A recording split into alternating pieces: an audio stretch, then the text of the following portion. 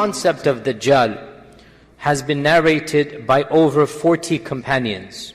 We have a hadith about Dajjal in every single book of hadith without exception. The 6 books, and Musnad Imam Ahmad, and At-Tabarani, and the books go on and on and on. The concept of Dajjal is something that the hadith scholars say is mutawatir. And mutawatir is the highest level of hadith narrations. What it means, too many people have narrated it. You know, if one person narrates, perhaps some can say his memory, this and that. I mean, perhaps one can say. But when you have 10, 20, 30, 40, in the case of Dajjal, more than 40 Sahaba are narrating from the Prophet ﷺ. You have more chains than you can count. Then to come and deny the Dajjal, to negate the Dajjal and the existence of the Dajjal, the only way you can do this is if you don't believe in hadith. Okay? The only way you can end up rejecting the Dajjal is if you don't believe in hadith. And there are groups that did not believe in hadith and they still don't believe in hadith. And that's a separate topic altogether. The Mu'tazila of old, they rejected hadith. In these days as well, you have your modernist or so-called, progressives or whatnot. They also deny hadith, and that's their strand of Islam. For the majority of the ummah, especially those that ascribe to what is called Sunni Islam, as I say over and over again, the definition of Sunni Islam is to respect the Sunnah. That's why Sunni is called Sunni, from the Sunnah. We believe in the Sunnah as the second source of law after the Qur'an.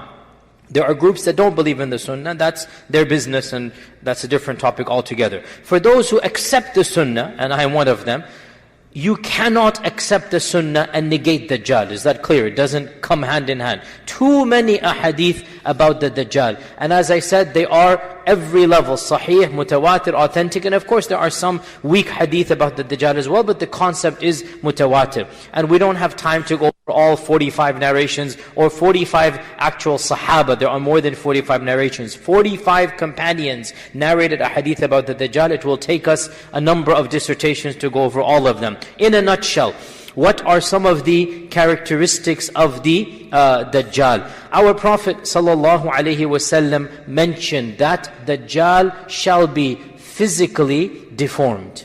Multiple ahadith about him not being even up to the standards of a regular, a normal human being. And a number of things are mentioned about him. Most prominently, the fact that one or both of his eyes is deformed. Our scholars have differed, is it right or left? But in all likelihood, it's really one eye. And so one eye will be festered. One eye will be basically like a floating grape or a festered grape, as our Prophet ﷺ said.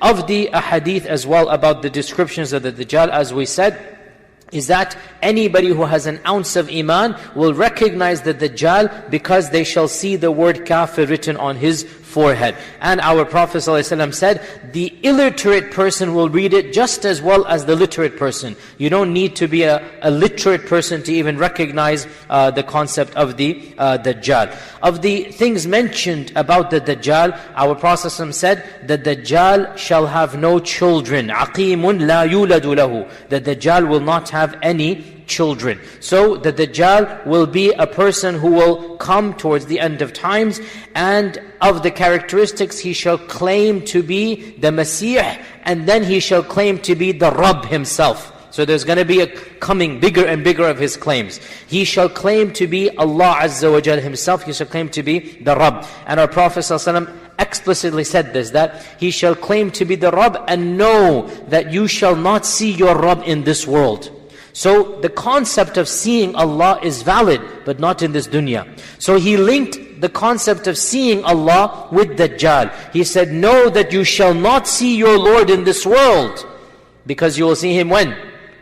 On Judgment Day and in Jannah. You will see Him in the Akhirah, inshaAllah ta'ala. May Allah make us amongst them. So he said, you will not see your Lord in this world. Meaning, anybody who claims to be God is lying. Nobody that you will see will be God in this world. And he also mentioned that I will tell you that the Dajjal is one-eyed and your Lord is not one-eyed. What does it mean, your Lord